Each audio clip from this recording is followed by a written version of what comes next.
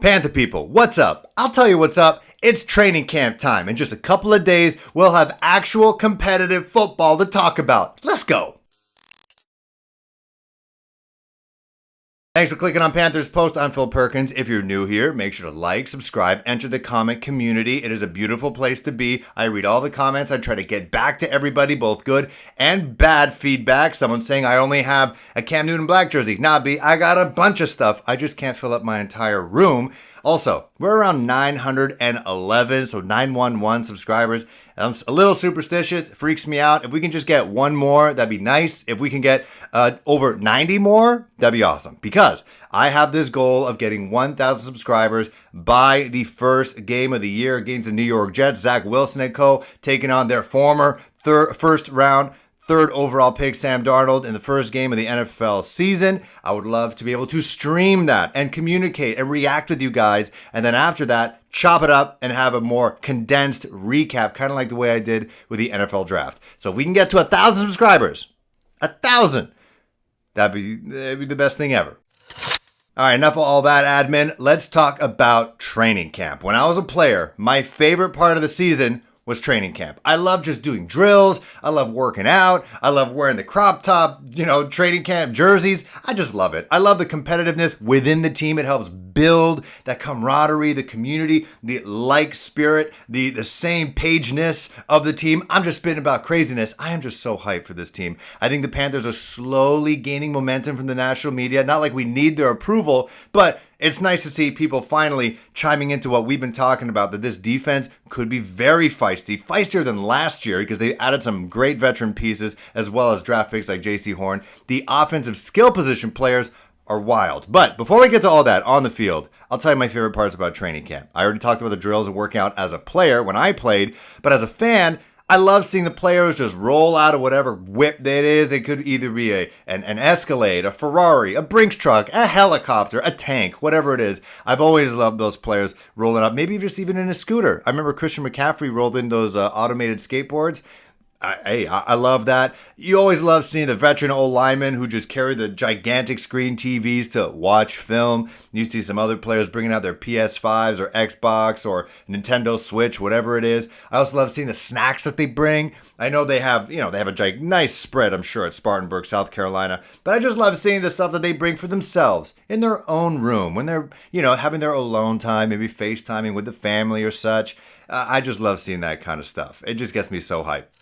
Let's start with some news and notes before we get into training camp preview. Tommy Tremble, rookie tight end out of Notre Dame, has signed his rookie contract with the Carolina Panthers.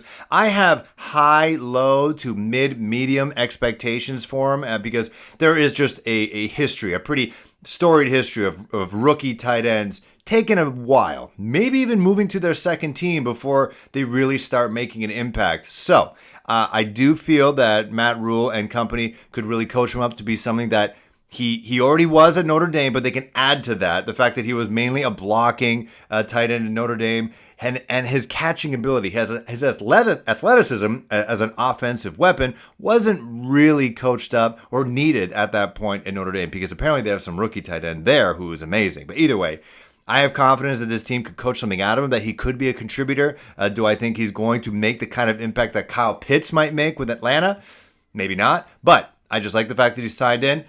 Everyone could just move forward and could just focus on ball. I'm really excited about Tommy Tremble, but like I said, high, low to mid-medium expectations. If he could learn from Dan Arnold, perfect, because Dan Arnold could show him. That's what makes him the coveted free agent that he was his catching ability, his red zone ability to help Sam Darnold out there in that situation. So if Tommy Tremble can pick up some tips and tricks from Darnold or Arnold, Sam Darnold, Dan Arnold, then that'd be great.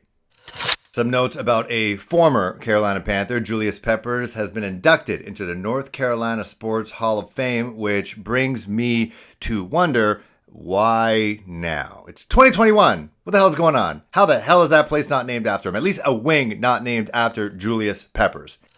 Camp kicks off in literally a couple of days, I think on Wednesday, July the 28th. So leading up to this, these are the position groups and personnel that I'm most excited to see. And of course, everyone's going to talk about this. Like, this is going to be the theme for the duration of his contract with the Carolina Panthers. It's Sam Darnold. What is he going to do? What is he going to show us? So far, leading up to this, it's been about vaccinations, whether he's going to be vaccinated or not.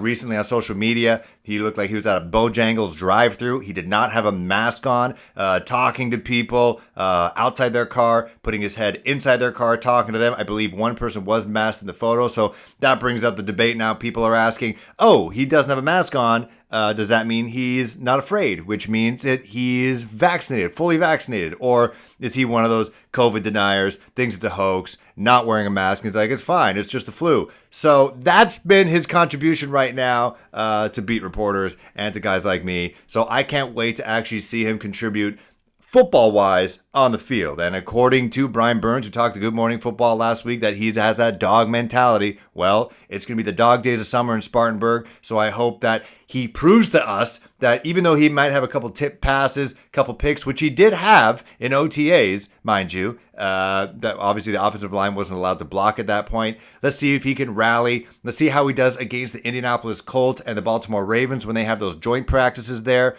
because he's really probably not going to play that much in the preseason, maybe the second to last preseason game. But I just want Sam to show us that he's a leader, however that means, whether it's Q&As with the media, if he is mic'd up by chance from the Panthers social team, how he deals with the players, how he coaches up with the rookies. We know that he seems to be like a film guy. He's got the brain for football. He's got the whiteboard in his condo in Charlotte. So let's see what kind of leader he is. And also let's just see how he does. I know it's going to be against air for a lot of the time, but I'm going to have my eyes out for that joint practice, as I mentioned, with the Indianapolis Colts. How does Sam Darnold look in some of those, 7-on-7, 11-on-11 situations with an opposing team that is not going to hold back? How's he going to look? Because when was the last time we saw him play against another team besides his own? He was with the Jets. And guess what? Wasn't great. Very excited to see what happens with the offensive line as well. Now, of course, Taylor Moton's going to be with the Panthers for the next couple of years. He signed that long-term contract, but who the hell is going to be the left tackle? Could it be Cam Ervin? Could it be Trent Scott? Could it be Brady Christensen? We all got to remember, he is one of those older rookies. He's got a family. He's got a kid. He's been on missions over in New Zealand. So maybe this adversity as being a rookie in the NFL is not that big of a deal, and he comes up and he shines. Very interesting. And the same way with Sam Darnold in that practice with the Colts, who's got guys like Darius Leonard and DeForest Buckner on that team. I'd like to see how this offensive line reacts to having someone wearing a different jersey going for him and not holding back. And you have also guys like David Brown, who is undrafted out of Grambling State. I'd love to see him really make a name for himself. If the Panthers did get the Hard Knocks season, which they gave to the Dallas Cowboys, it'd be really cool to see him and Trent Scott work together, and then Trent Scott kind of being that older brother figure and coaching him up on the field and off the field. I'd love to see him shine as well. Now, I want to talk about the wide receivers, but for like 2 seconds. It's just going to be a freaking fight. Remember that scene in The Dark Knight when Joker showed up and they had 3 guys and he wanted to see who wanted to join his crew, and he just got a pool stick? Is that what they're called? Snapped it in half and then dropped it for 3 guys. And whoever came out of that alive is part of the crew. That's kind of what this wide receiver group feels like. It is jacked with talent. There are so many people in that wide receiver room, and if someone really good isn't gonna make the team, and if they don't make the practice roster, they could probably make at least a 53-man roster for another team, maybe with the Indianapolis Colts or the Baltimore Ravens, because they're gonna be seeing these guys face to face, and we do know the Ravens need help in wide receivers. So maybe if someone drops off, who knows? It could be anybody. It could surprise some people. Could it be David Moore? Could it be him, even though they picked him up in free agency? Maybe he just can't hack it with everybody else. Could it be Omar Bayless? I know people were very excited about him last year, but he got injured and maybe he just can't cut it. But he still shows flashes that he can still contribute to a team. There could be some fan favorites who we might lose. So anyways, I just wanted to say that. This is what reminds me of. I hope no one actually gets stabbed with a pool stick, but I just feel like it's going to be a dogfight.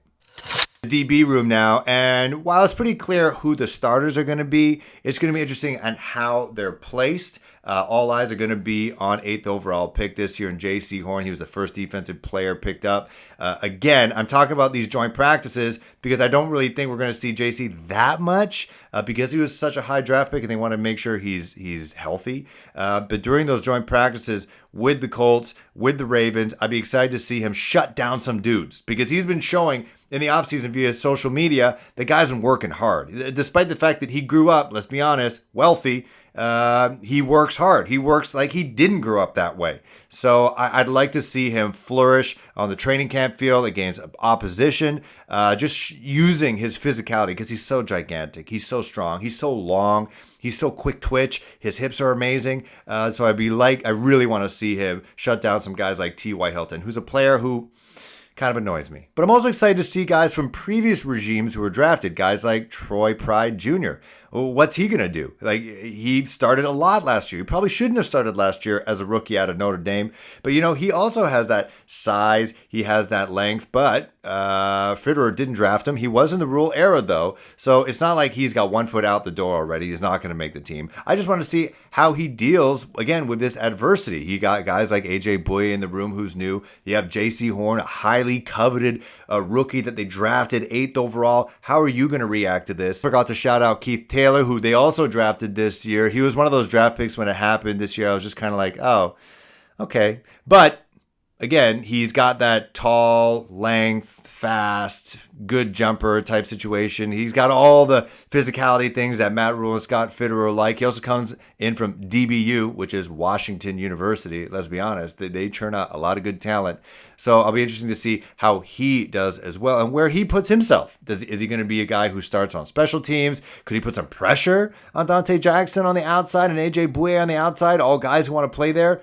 Or maybe he can also be a nickel guy. I don't know. This is the things I'm talking about. I'm super excited to see what happens with this group.